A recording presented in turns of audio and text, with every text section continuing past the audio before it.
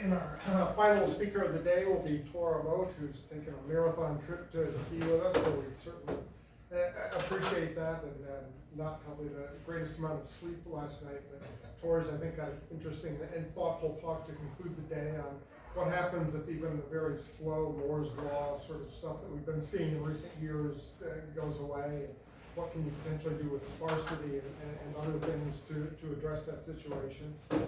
Tor's a professor at the University of British Columbia. He's done many really impressive things, one of which is he's got 3 IEEE micro top picks papers, and he's the general chair of this past 2014, I think. He took a sabbatical at Stanford.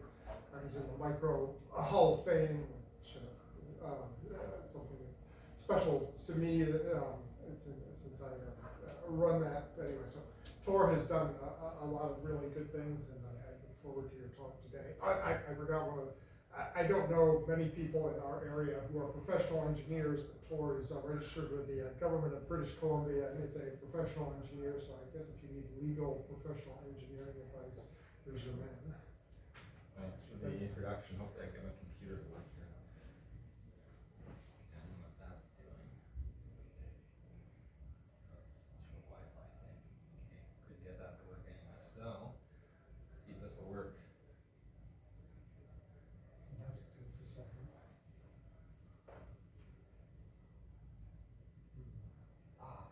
Okay, that's not so bad. All right, thanks for sticking around for my talk. Thanks for the introduction again.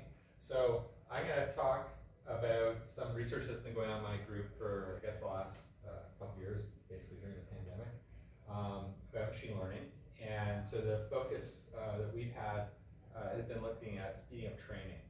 And so we're looking at how to speed up training with Moore's Law, basically. Okay, so acknowledgements. Here's my students that did all the work I'm going to present, basically. And funding agencies, NSERC is this Canadian funding agency, and then we have this strategic network, which we're part of. Okay, so let me just fix this thing here. It's blocking off something on my screen.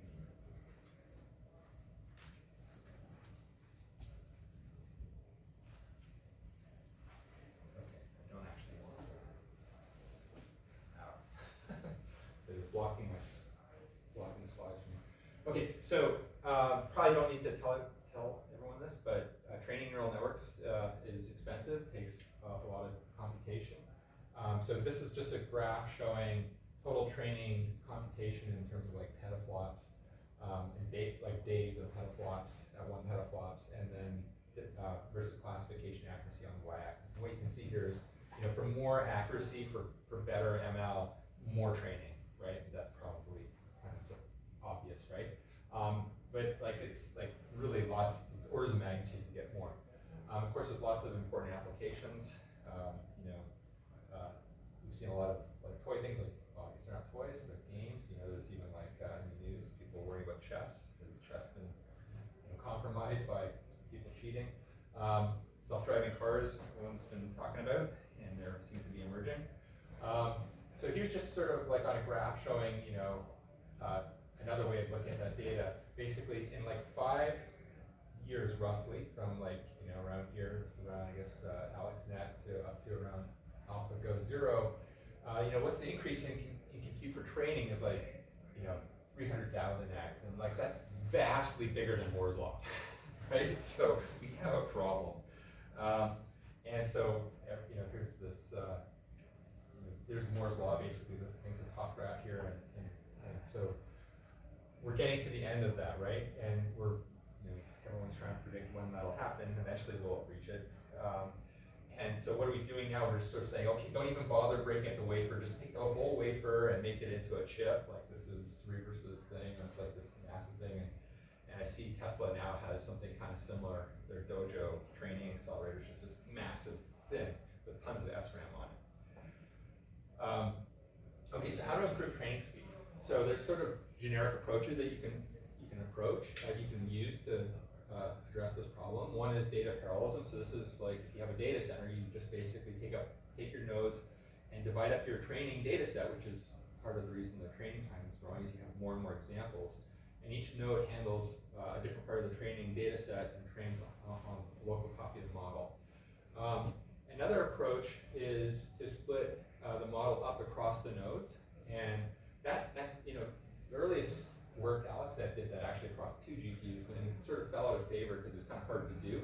And it looks like Tesla's going that way now with their Dojo chip. It's going to actually go after model parallelism across the nodes, so that's interesting.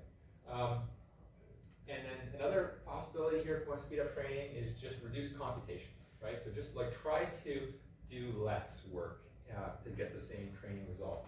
And there's a number of ways one could do that. One is basically be very clever in your algorithm design. So things like Bayesian normalization, maybe people have heard of that term. If you dig into what it's really doing, is it's helping you to converge faster, fewer iterations. And then there's ways to step through the gradient space a little more clever, Adam. And then other ways of reducing the computations per iteration. So this is the first one is reducing number of iterations. The next way is just reduce number of computations per iteration. There's techniques called like stochastic depth. And the one that we're going to focus on a lot in this talk is sparsity. So basically, if you have like multiplications by 0, those are free basically if you're clever about it. And then of course, in this community, everyone's aware of ML accelerators. There's been a huge amount of research on inference accelerators in the hardware community, and more recently there's been work on training accelerators, and I'll talk a bit about our work in that area. And then of course there's no end to the number of companies jumping in here.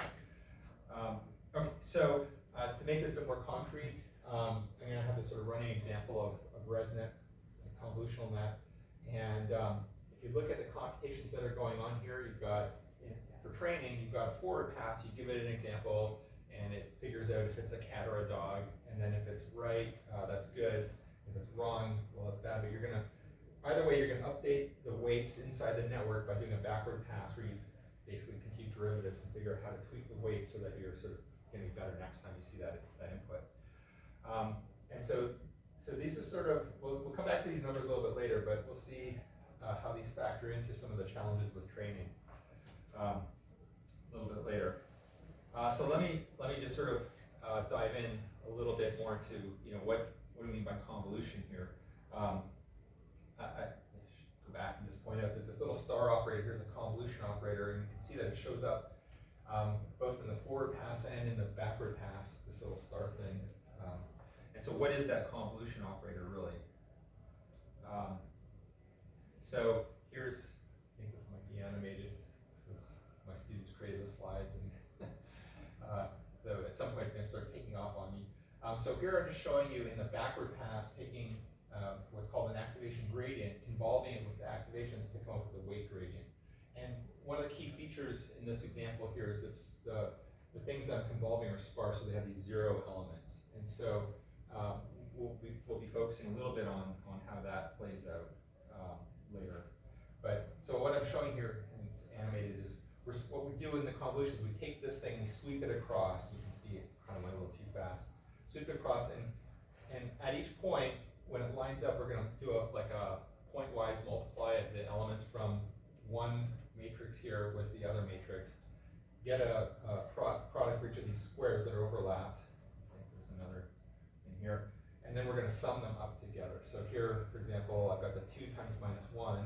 That gives me minus 2, and then I've got the minus 3 times 2 gives me minus 6, and then these two have a 0 in them, so they kind of disappear, right? So I've got this minus 2 and a minus 6. I'm going to add those together, and I'm going to get the final element that's missing here. And so basically, this output here, this result, is the consequence of taking this, what could be, you can think of it as weights. If you're thinking of the forward pass and the backward pass, it's a gradient. And moving it across conceptually and getting these basically dot products. So, so abstractly, what's going on is convolutions are essentially performing a bunch of dot products at different sort of overlap positions. And one of the things we can do as a hardware architect or systems architect, is trying to encourage sparsity where there's these 0 elements, because those, if we're clever about it, we can get free computations basically. Because multiplications by 0 can be scaled. Okay, And so in inference, there's been tons of work on this in like last at least 5 years, probably more now. And so, and this start with convolutions, but there's been extensions to other types of networks too. I'm going to focus mostly on convolutions here because I guess I'm old-fashioned. But some of the techniques that we talk about can extend as well.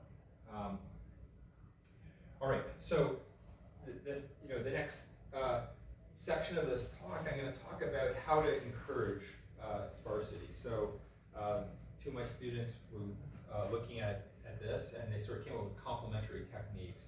And so we're going to see these complementary techniques. And so just to sort of do a high-level view, if we go back to that picture of the computation and training, this is forward pass here and then the backward pass, where there's sort of these two separate computations that kind of go together to do the chain rule, basically. The black little squares here are like the zeros, right? So we're going to try and encourage the little black things to have more of them and not lose accuracy in the final result. Is sort of the goal I set for my students. Find a way to do that. Actually, my goal was even higher level than that. Just find redundancy. Any redundancy you can use that to make performance gains or efficiency gains. And they came back with, well, we can increase sparsity. So where can we find sparsity in this overall computation? So one of the earliest, going back to Song Han's work at NeurIPS 2015, was just weight sparsity and sort of having the insight that you could zero out some of the weights and still get the same accuracy, or actually with retraining improve it. And so that's one approach. Another thing people observed pretty early on is that this rectified linear unit, which is very popular these days in ML, sort of gives you sparsity for free, because this is the function. Basically, if you have a negative input, you get a zero output, right? So that's where you get your zeros from. If it's positive, you get just the same value. And so these things will naturally sort of have some amount of zeros in them. And then specifically focused on training, folks start to look at, well, what about taking the gradient tensor and sort of like making it sparse? And sort of there's this early on work here in ICML 2017 that explored the idea of just ranking or just taking all the gradients and somewhat similar to Song Han's work, ranking them by magnitude and sort of below a certain threshold, just make them zero and see what happens. And it was interesting, that work. They used some simple two-layer networks, and they got it to work, which was impressive. I looked at it, I was like going, why are they using these simple networks? This is 2017. Everyone's doing really deep networks. Something's missing, right? So this technique, something goes wrong, obviously, when you go to like a ResNet or something and go, what? They're not telling us. So I said to my students, go look at what goes wrong with this thing. So they kind of looked into what goes wrong, and we'll see some of the data on that. And so some of our work has looked at that as well. So that's sort of the high level of what we're trying to do, increase sparsity, because if we can increase sparsity and do that without losing the accuracy that we result with, then we have reduced the computation to have the same accuracy, which is kind of the good thing. We want to do that during training. So I guess let me just emphasize that before we go on here, is that we were trying to speed up training, and so we're trying to actually encourage the sparsity during the training. Another approach, complementary approach, is train up your network normally and then go back and sort of poke holes in it, make zeros in it, so you can therefore make it efficient for inference. We're actually interested in, while you're training, making it sparse so that you reduce the computations during training as well. And so Amir's work here was, he ended up calling it sparse weight activation training, which has a cool acronym, SWAT. Is basically what it says. It turns out, and this was some of his characterization work, what it's showing, well, the high level is, it turns out that if you sparse weights in the forward pass, that's a good thing. And in the backward pass, if you sparse weights and activations, that's good. And anything else is bad. That was his analysis. So in detail, what these graphs are showing is on the x-axis, we're varying the sparsity that we allow during training. And then on the y-axis, we're just plotting the resulting validation accuracy that you get. And this is, I believe, using ImageNet, or maybe it's like CBAR 100 or something. And so there's two curves here. The dash curve here is for sparsifying the activations in the forward pass. And the solid curves over here are sparsifying the weights. And so what you can see here is that if you sparsify the activations in the forward pass, then things kind of go badly after not too much sparsity. And conversely, this graph over here is kind of similar. It's, again, sparsity on the x-axis and validation accuracy on the y-axis. And what we're looking at now is sparsifying things in the backward pass. In the backward pass, if you sparsify the output gradients, things go badly very quickly. Whereas if you sparsify weights and activations, things hold up fairly well, right? 80% sparsity or so. And so that was sort of the conclusion from this those are the things we can get away with. So the resulting algorithm Amir came out with, which is called SWAT again, is during each training iteration, we're going to induce a sparse weight topology. And this is using, again, this top K idea, where we take the top K weights by magnitude. And that's going to partition our weights into two sets. We're going to have active and non-active sets of weights. Okay. In the forward pass, we'll take the active weights and a full dense activations and compute our layer outputs. And in the backward pass, we'll use the active sparse weights and a full dense gradient to compute the activation gradients. And then use the sparse activations to apply top K and dense gradients to compute the dense weight updates. Now, why this distinction between active and non-active sets? It turns out that we want to be we're updating the weights with dense weight gradients, even though they're sparse. Why do this? The reason to do this is we actually want to do topology search. We don't want to freeze a topology while we're training, because it's very hard to know at the beginning of training what is the right sparsity pattern. You don't know that until you've actually learned something. And so what we're enabling here is with the dense weight updates is to explore the different topologies of sparsity by basically bringing back weights that we might have effectively pruned too early, and say, well, actually, you kind of needed that weight, So there's a famous paper called the lottery ticket.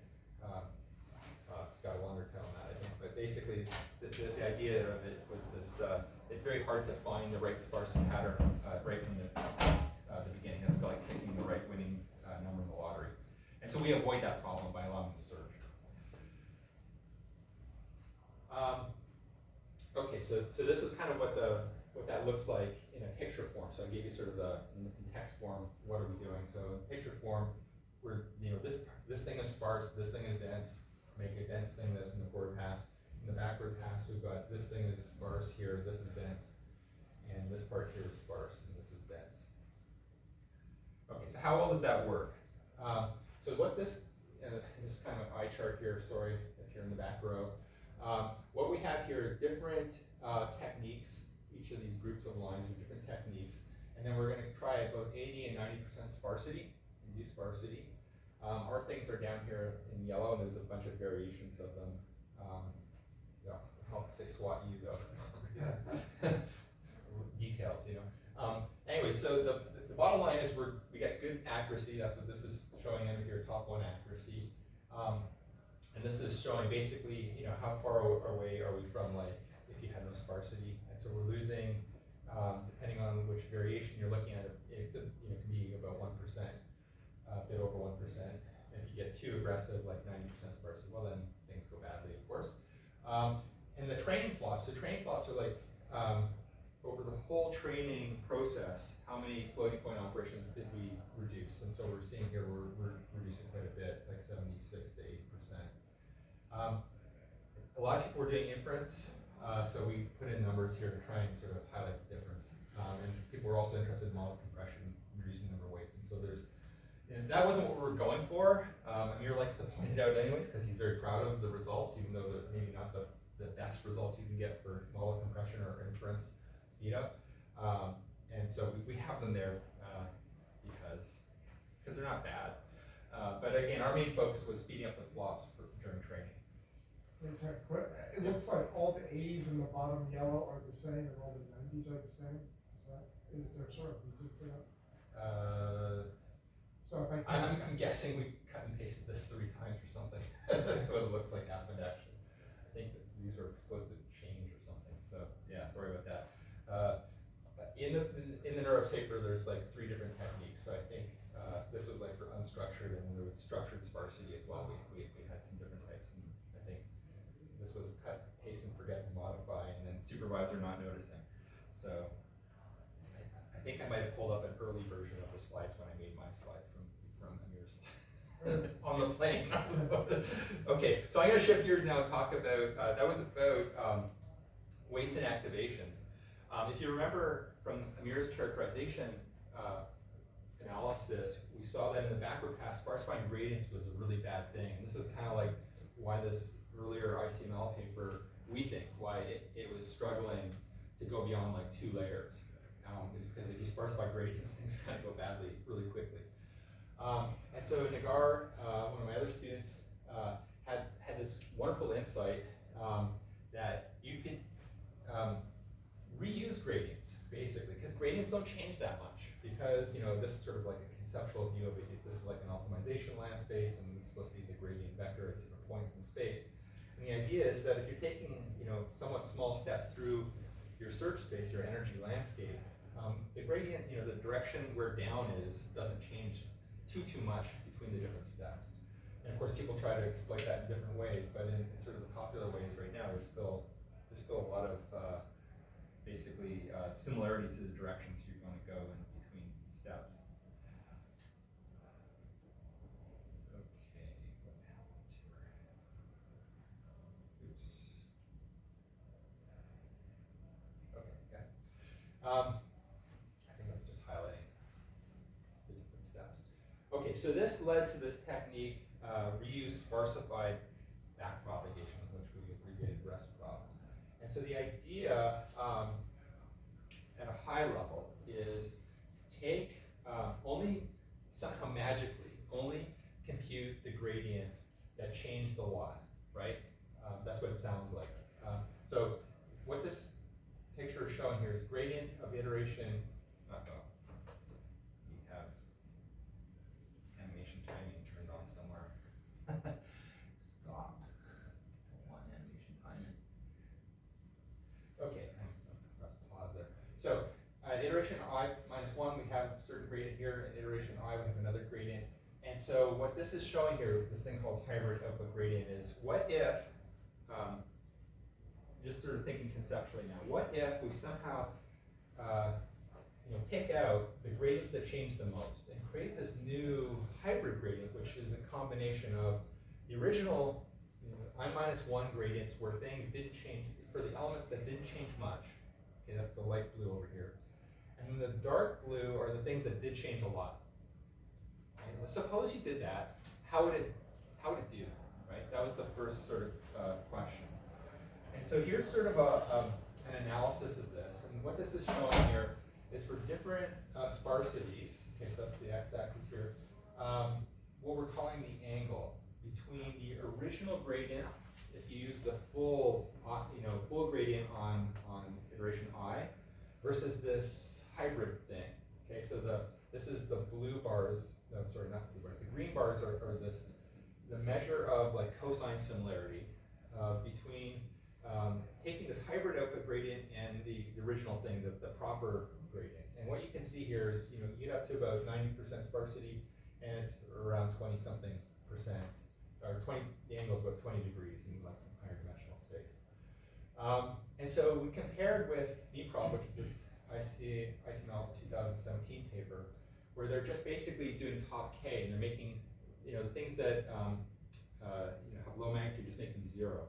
And what we see is they have a bigger angle, like there's a bigger error, if you want to think of it, versus the gradient. And then we compare it, this dotted line is a threshold that was pointed out some number of years ago by some researchers who were looking at binarization of networks. Maybe you've heard of this research where you take a network and you just take the weights and you make them 1s and 0s, or 1s and -1s. And like that works somehow. It doesn't work as well, but it works at all.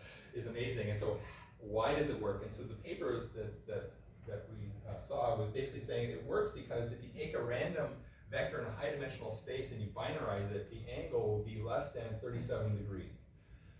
That seems to be some critical threshold there. And so what we find here is this 37-degree angle, when you get up to high sparsity, it kind of goes past it. And so it's just too much error, basically.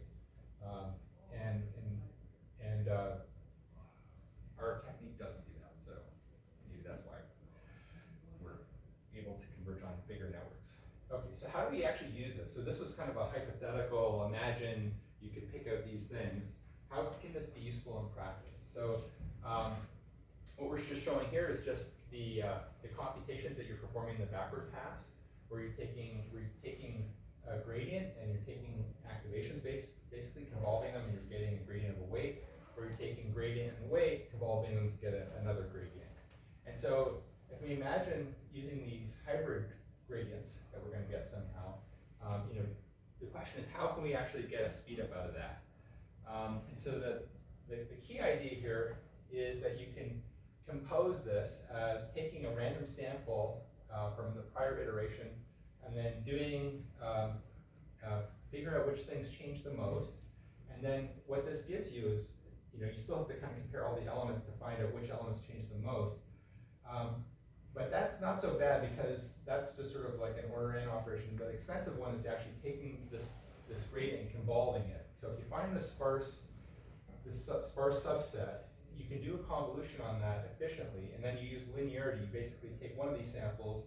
You can do this in the forward pass. Take one of these samples of the output gradient from the last iteration, convolve it with the thing you need to convolve it with in the forward pass, sort of overlap that time, and then by the time you're going in the backward pass, you can just do the sparse computation. So that's the argument. Okay, so how does that work in practice? So here you can see, again, this is some ImageNet comparison, and you can see that, and we have different techniques, again, and details in the paper, but the good one on ResNet 34 here is getting pretty good results. The baseline here, it's like within just over 1%. I think it's 1.1% away from the baseline, which is no sparsity. So this, whereas just doing the top K wouldn't work at all. It doesn't converge at all. That's sort of a leapfrog technique. Okay, so where are we now? So now we have these two techniques. We've got SWAT and this ResProp. These are techniques that will get you sparsity without giving up too much accuracy. Now, if you look at the sparsity, it's pretty unstructured. The SWAT algorithm has a structured version of it, but ignoring that, it's unstructured sparsity, which hardware hates. Hardware does not like that. So the next thing that we looked at was, okay, how do we, provide better hardware support for sparsity, for training specifically? There's been a lot of work on sparsity for inference, and so here's just sort of maybe a starting point and looking and thinking about this. Again, we're sort of thinking about convolutions initially, and so there's different techniques. One of the earliest ones was to use an outer product formulation. Basically, I'll review this in a bit more detail in a moment. Get rid of all the zero elements from your two inputs and form an outer product, and then you have all the elements you need. And okay, that can work. There's things people don't like about it, and I'll talk about those in a moment. So other approaches that people propose, something called an inner product, and another innovation called intersection. And so these are sort of like a menu of choices you can use as a starting point for how to build a sparse training accelerator. These were all initially proposed for inference. And so, they all have problems, is the short story here. Maybe because we started this quite a while ago, these ones weren't really available. We started with over here, which still has problems. I'll talk about the problems for these things that we didn't choose, because that'll make it sound like we're smarter because we chose the other one. But I think the reality is they all have problems, is the state of the reality. So the inner product, basically all the works that have explored that to our knowledge have focused on one side of sparsity, and that's kind of fundamental there. With the intersection approach to doing sparsity, there's some exploitation of pre-computing things. It basically needs sort of static sparsity, at least in the proposed techniques, and so that's a problem that you have to overcome. We want to have dynamic two-sided sparsity, and so the proposal that matches that most easily is the outer product one, but it does have its challenges, and I'll mention what that is right now. So here's a paper SCNN that was at ISCA 2017. This is basically schematic of the idea. What you have here is you just have this multiplier array, so this is like some n by n thing where these x's are just multipliers. They could be like 16-bit multipliers, fixed point, and then you've got these green things are just buffers with RAMs with data values. And then somewhere over here, you're going to compute these things called output indices, and I'll come back to what those are in a moment. And the idea is all this stuff is producing n squared information, and then there's this magic step that comes here. It takes all this n squared information and kind of puts it all together in the right way. And this is the thing everyone, looks at and says they don't like. How do you actually do that is sort of the question. And we don't have an answer to that. But if you could answer that question, we have a really cool technique, which I'll tell you about. Okay, so let me back up a little bit and go through a little bit more slowly. What is this outer product formulation of convolutions? So this is kind of where we ended up before. This was a simple example of a convolution. That's two things being convolved together, giving you this thing here. And let's take a look at how you could compute this using an outer product. So you take the non-zero elements of these two inputs, and you kind of line them up on x and y, and then you're going to element-wise multiply them together. And you get something like that, okay? If you look at it carefully, you'll see all the things you need are in there, right? All the possible combinations are in there, which is great. So you can kind of pick and choose the ones you need, including the one that maybe you don't see there. This -8 is just two of those things added together. And so that's great. And so this works well for inference. It's pretty efficient, minus the whole magic last step where you have to combine everything.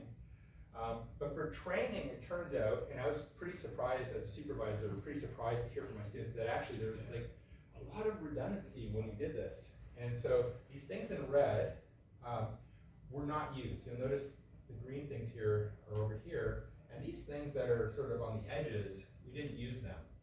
And for inference, these are not that many multiplications, but for training, it just blows up. And you can do some analysis here. One of my students did this equation here, and basically, it turns out that if you look at the sizes of the things you're convolving, you can get a nice little equation that basically says it's the area of the output thing divided by the area of the figure input thing that determines the efficiency. And so in the forward pass, you have small weight buffers convolved with big activations, give you big output activations, a little bit smaller because of the sort of edge case there. But that gives you a pretty high efficiency. So again, using like ResNet and I guess on ImageNet size images, it's like 96% efficiency. So all is good. Not much, you wouldn't write home about getting 3.5% gains, right? In the backward pass, in particular for this weight gradient computation over here, it's like only 0.07% efficient. So it's like mostly redundant computations if you use this outer product. Question. Yep. So the activation is like same as like inference. You have activation sparsity here, and the gradient sparsity is like from the previous the one in R some prob the technique. Just want to check. Well, we're gonna we're assuming that these are gonna be sparse. Yeah. Yeah, two sparse. Yeah. It's gonna be two-sided sparsity. That's the goal. Yeah, to support that. Right. I don't want to blow past the time budget here. So I will come to an end, I promise. Okay, so there's another question. So what's going on with the redundant Cartesian product? So it turns out, and it took, I have to say, my students like an obscene amount of time to explain this to me. It feels like it took them over a year to explain this to me, but actually it turns out to be really simple when you finally get it.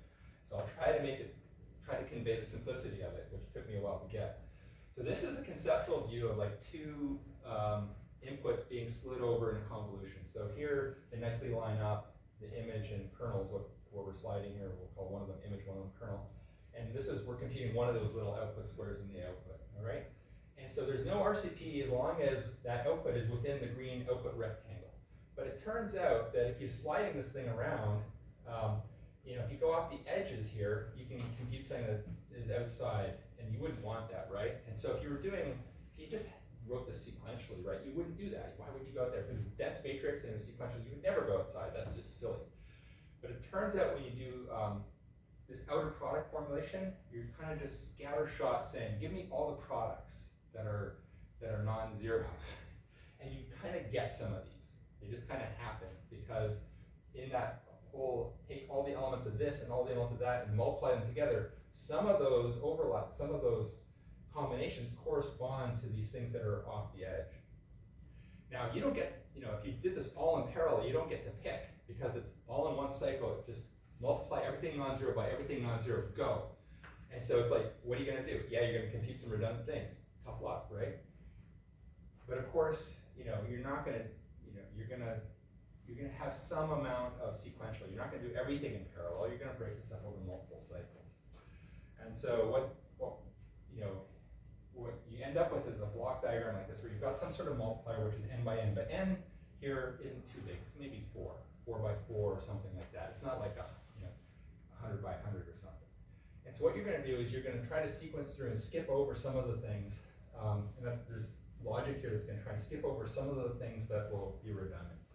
So best to just show an example. So here's a very simplified example, same example as before that we've been using.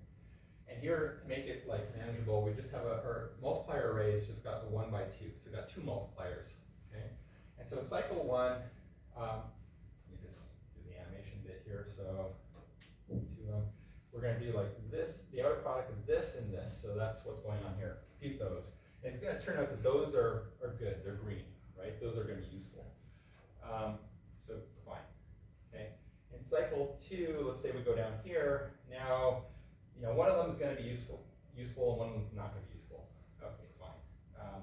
So what can you do, right? You want parallelism, so you're going to can't win all the time. Cycle 3 here is where there's a really opportunity that we're going to try and tackle. So here we've got both of these things are RCPs, redundant Cartesian products. So we love to just skip this whole cycle and just not do anything on this cycle. And so the question is how to do that skipping. And so what we can do is, if I kind of skipped over it earlier, but you can kind of, based on just knowing the coordinates of the 2 filters, you can figure out whether it's going to end up outside or not. And I don't really have time to go into the details of that calculation, explain better in the paper. But basically, I can look at the coordinates and I can figure out for this 4, before I even do the calculation, I can figure out it's going to end up outside here. Okay, so I can just look at those indices, do some very simple math, and go, yeah, that's going to be too far out, so we shouldn't even do the multiply.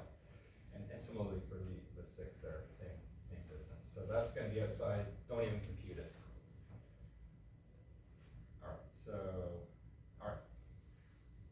So we do all that, and so basically here's some results from our skip paper, basically showing that you can get some amount of speed up, good, and some amount of energy savings if you do this technique.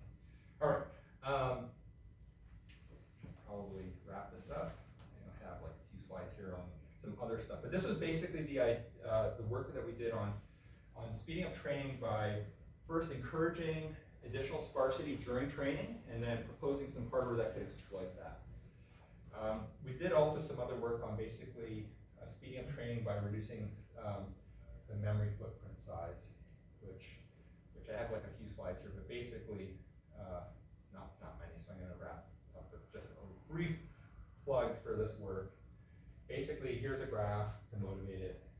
What you see here is, again, year on the x-axis, and you can see like GPU memory is growing, but not nearly as fast as the size of the activations when you do training. So activations are blowing up, too big. And so what can you do about that gap is really the question. You get something for it. You're getting improved accuracy if you do that, so you'd like to have that. And so the idea that we had basically was to try to compress. And so there's been work on compression. I guess our angle on that is to do lossy compression during training. So here's, we looked at it as images. Hey, I can compress images. There's like JPEG. Compresses images, I can see what they look like. And so, oops, not go that fast, but basically, a human can look at that, say it's a cat. Neural network can say it's a cat. But what about these activations? They also have some spatial correlation lossy algorithm like JPEG could exploit. And so we did that. We proposed it a couple of years ago now in this paper, looking at basically using sort of a JPEG-like engine to do lossy compression during training. And I don't really have time to go through all the details, but basically, I think there's some highlighting here. If you look at training throughput versus accuracy loss, you can do nice things with it. And then the sort of complementary problem is, okay, how do I know how much to compress during training without the thing blowing up? So that was a more recent paper we published last year at NeurIPS. And basically, if the compression isn't too much, it looks like a cat. If the compression is really high, I don't know if that's a cat anymore. It might be a cat. And so the question is, well, how do I know where to set the knob for compression? It's great that you can do lossy compression, but if I don't know the setting that I can use and get away with, then it hasn't really saved me training time because now I got to do parameter search on yet another parameter. And so the idea here was to try and come up with a technique where it's just sort of one shot. You basically figure out how to adaptively set the compression parameter. And so that's kind of what this work was about. And there's some results here that basically say it's good. All right. Okay, so basically what we were trying to do is get better performance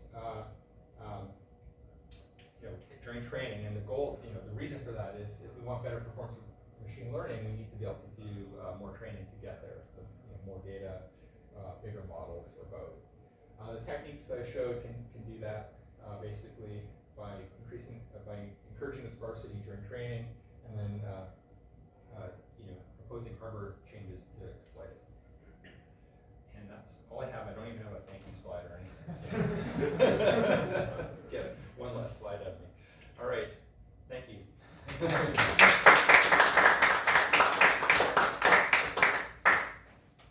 Further questions? No, they're all We have time? Let's see. We've actually got 4:55 if we want to push it, so we have time if you have a question.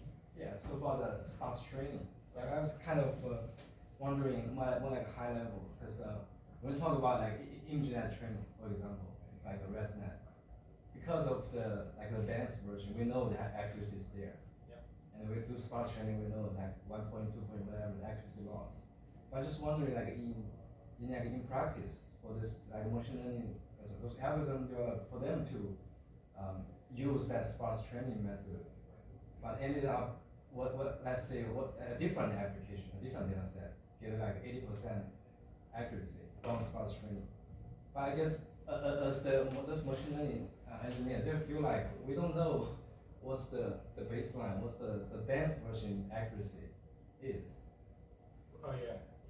That would be like more like a philosophy challenge. Yeah. So would they be willing to use it? I guess is the question. Yeah. Right? And if you've got some model trained from sparse training, from like sparse induced, but get an accuracy. Yeah. But we don't know like what's how much. For example, if I want to improve the model, so will we end up questioning like what is the model is not good. So like I guess the thought experiment is ML researcher at company A and ML researcher at company B. Company A maybe let's call it the more conservative. They use dense training because they want to be sure, and then company B says I'm going to use sparse training because I can do maybe more or something. And so which one will win, right? Maybe I don't have to convince this person is what I'm trying to say. Maybe if somebody will take that risk and try it out and they beat them in the market, they're going to be like, well, I guess I better start doing that new thing because it turns out the new thing's better. It's true, I don't know how much I gave up, but I mean, actually, there's so many things in life where you don't know how much you gave up, right? So it's kind of like getting comfortable with that uncertainty, I think, is sort of like, there's been, that's come up many times. So anyways, philosophically, right? Now, practically, I'm not in a position to do the company A versus company B thing, but I can stand up here and talk about alternatives, right? So I think you're right that people are sort of reluctant to give up because they work really hard to get to 1 or 2 or even less than 1 or 2%, right? So why should I give that up? I think maybe the platforms might force it on them. If the hardware platforms start to, they're starting to have support for sparsity. NVIDIA's GPUs, for example, have support for sparsity. So, and I imagine that will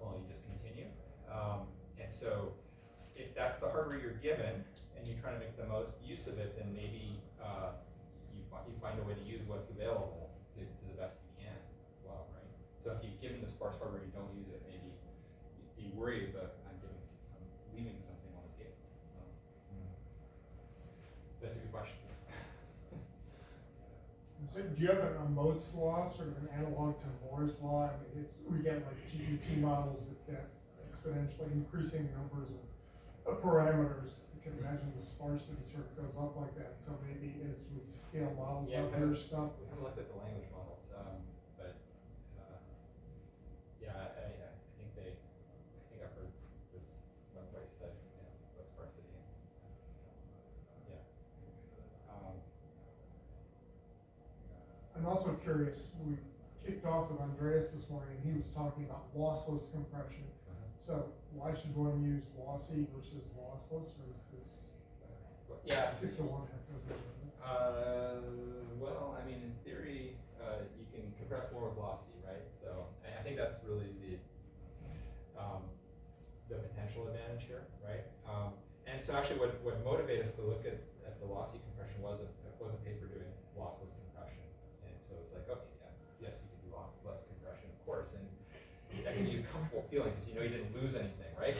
And so companies are certainly happy. They're maybe happy to do that.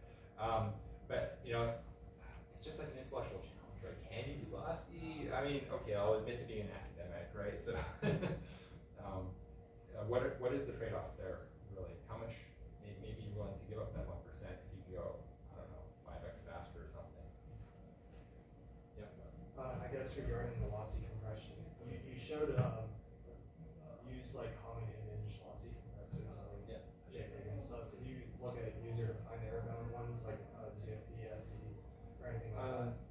So Dave graduated and he went off and he got a job, and because it's easy to do that in ML. And I said every week, why don't we try something else? And so he looked at some other things too. I don't know specific like out of the like Vox compression whether we looked at specific ones. We might have. I don't remember. Yeah, it's like we looked at. if you're within a certain area, like the pointwise relative air bounds, those are pretty good for like you could do a sensitivity analysis and see if it works or not. Yeah, for sure. It's a good thing to look into. I think there's like a ton of more work that can be done looking at this space, and but he wanted to graduate. I've got a new student who might pick up the baton and continue, and hope other people will as well. But I would agree that there's a lot more things that one could explore, which I think makes it kind of exciting. Yeah. What do you think about to the new sparse data representation mechanism, like some new CSR or? Oh yeah. I think there's definitely a need to look into those. While we're doing our work, we're saying, well, yeah, but if you change the representation like this, it might make it more easy to do. For sure, there's been work on that, obviously, and we haven't really looked at it ourselves, but in just doing some of the work that we're doing, you can see some opportunity for that, for sure. Also, but the hardware support is more like an accelerator, right? Yeah, that was the plan. Yeah. Like how about doing this like in GPU? Because like GPU is like the default training kind of like hardware. Well, yeah. So actually, the JPEG Act thing. Let me just go back. We actually evaluated that in the context of a GPU. I went through this slide really quickly. Yeah, that's for more like memory. Yeah. Use memory. Yeah, that's for the compression. If you mean about the sparsity, the earlier work, right? Yeah. So there has been work on. Well, first of all, NVIDIA has, in I guess the latest and Ampere, they have structured sparsity support in their tensor cores, and I think of those tensor cores as kind of like a mini accelerator that sort of interface to like a complex instruction interface. And so I guess it's a very interesting question about how do you interface, or how do you utilize all the insights people are coming up with these specialized accelerators that you see in the architecture world in this industry where you need to support software developers who have like coming up with new ideas, every month or every day, and they want to change things. I was watching the Tesla AI Day thing, was it yesterday or the day before, and they were saying, there was a bit where they were talking about, they have their SoC in their car, right? And apparently what they said, or what I understood, was that it's just multiply accumulates or something, very simple. And so they were like, we have to do they didn't call them backflips, but it sounded like backflips to make it, to use the multiply accelerator to do all kinds of other operations, right? So it's like, wow, that sounds like a really hard thing to program. But so yeah, I mean, you want it to be, they made it sound like, wow, we're really smart because we managed to do these complicated things with just this simple hardware, right? But you would like to design and make it easier for the software developer to use these things, right? So I think that's an interesting question in itself, right? So there's been some work on, not just how do you make it fast, but how do you make it programmable as well. So I don't know if that's where you're thinking about, or where you're going with it, but I guess the simplest thing is you just take the tensor cores and change them to be, have support for sparsity, right? And I think there was a paper, Micro, like a year or two ago, that explored that. It wasn't from my group though, but looked pretty neat. So, yeah. Thanks. Anything else? Thank you again.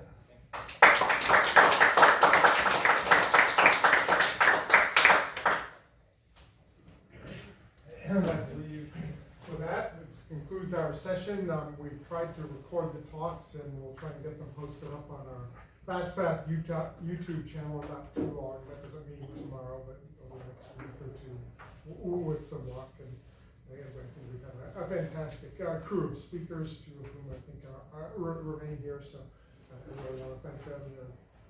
What made it interesting and fun and informative. So thank you all, and thank you all for coming.